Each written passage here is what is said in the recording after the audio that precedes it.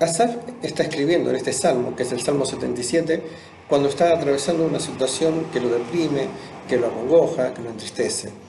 Y, y empieza a contarnos su experiencia y observen que del 1 al 9 está centrado en él, en lo que él está diciendo, ¿no? Van a ver que repite mucho mi, me, yo, lo va repitiendo un montón de veces, ¿no? Entonces observen, con mi voz clamé a Dios clamé y él me escuchará. Al Señor busqué en el día de mi angustia.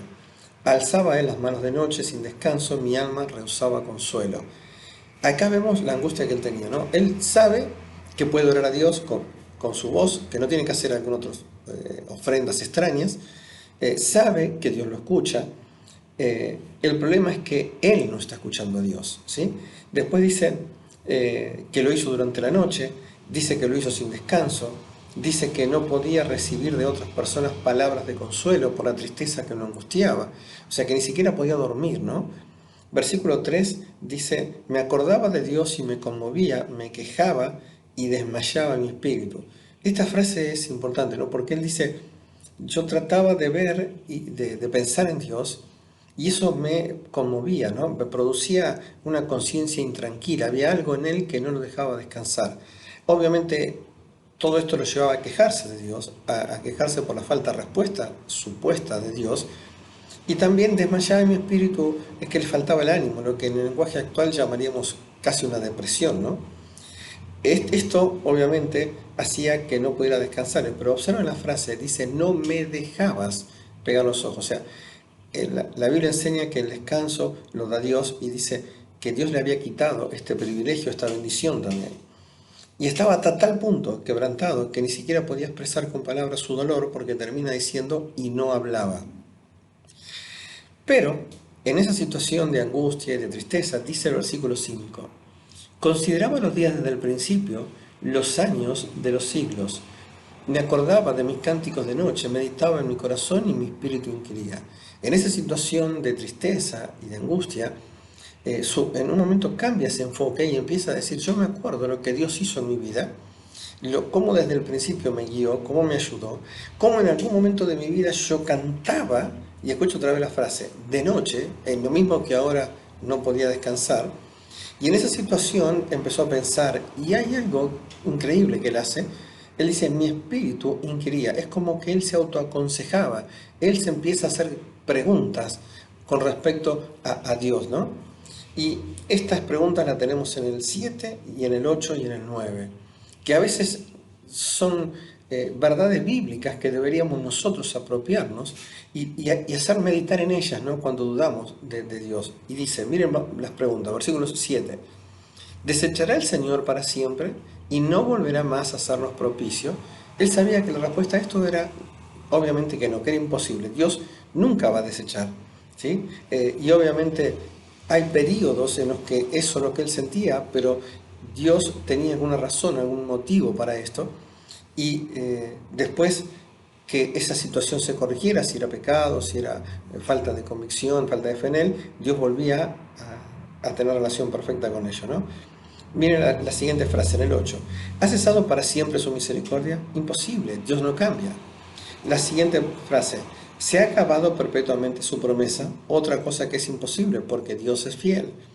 ¿Ha olvidado el tener misericordia? Imposible. Dios siempre quiere lo mejor para sus hijos.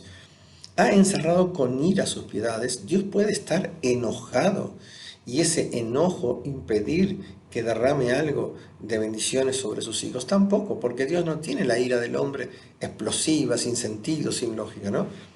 Cuando hizo todo así, cuando hizo todo este razonamiento, cuando meditó en la persona de Dios, empezó a entender dónde estaba el problema de su angustia, de su falta de descanso y todo lo demás, ¿no? Y escuchen el versículo 10. Enfermedad mía es esta. Él se da cuenta que el problema estaba en él, no en Dios.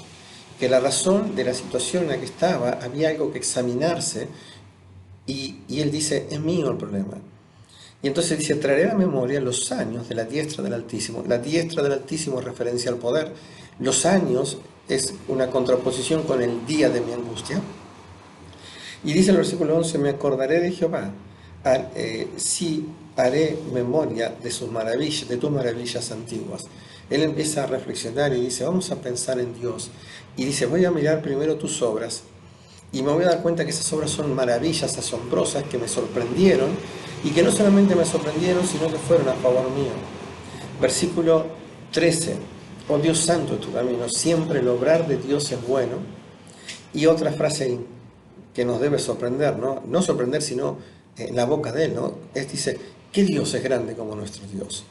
No hay nadie igual a Él, es incomparable. Versículo 14. Tú eres el Dios que hace maravillas, hace notorio tu poder. ¿Saben? Ahí tenemos que reflexionar, ¿no? En la maravilla del poder de Dios, que hace que todo lo que Él quiere, todo lo que Él, su amor propone, su poder lo puede llevar adelante, ¿no? Y entonces el salmista recuerda el ejemplo, quizá para un israelita más grande, fue cuando Dios lo liberó. Dice, con tu brazo redimiste a tu pueblo, a los hijos de Jacob y José. Si nosotros lo traemos a nuestro tiempo y tenemos que recordar la obra más grande, más maravillosa que Dios hizo por nosotros, obviamente pensamos en la cruz, que se une a esta, ¿no? Porque también es allí donde Dios nos redimió, donde Dios pagó nuestra deuda. Pero después también dice, versículo 16, dice, te vieron las aguas, oh Dios, las aguas te vieron y temieron, los abismos también se estremecieron.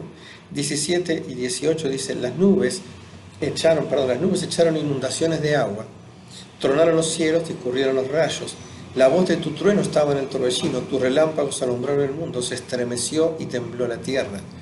Todo esto habla del periodo del Éxodo, ¿no? Empieza diciendo cuando Dios abrió el mar rojo, ¿sí? Cómo el mar se asustó ante el poder soberano de Dios. Y todas las cosas que fueron pasando allí cuando Dios obró a favor de ellos. Pero vamos al versículo 19, por amor del tiempo, ¿no? Y el 19 dice, en el mar fue tu camino y tus sendas en las muchas aguas, y tus pisadas no fueron conocidas. ¿Saben? A veces, ustedes, los que me conocen, saben que a mí me gusta remar en el río, ¿no? Y cuando uno ve el barco, la senda de un barco, esa senda que va marcando el barco, cuando se aleja, se desvanece, porque en el río vuelve todo a tenderse a la posición normal. Lo que nos está diciendo con esta figura es similar a eso. Es que hay que estar cerca de Dios para ir mirando sus pisadas, ¿sí? Porque si no, dice el final de la frase, tus pisadas no fueron conocidas. Y termina diciendo esto, condujiste a tu pueblo como ovejas por mano de Moisés y Aarón.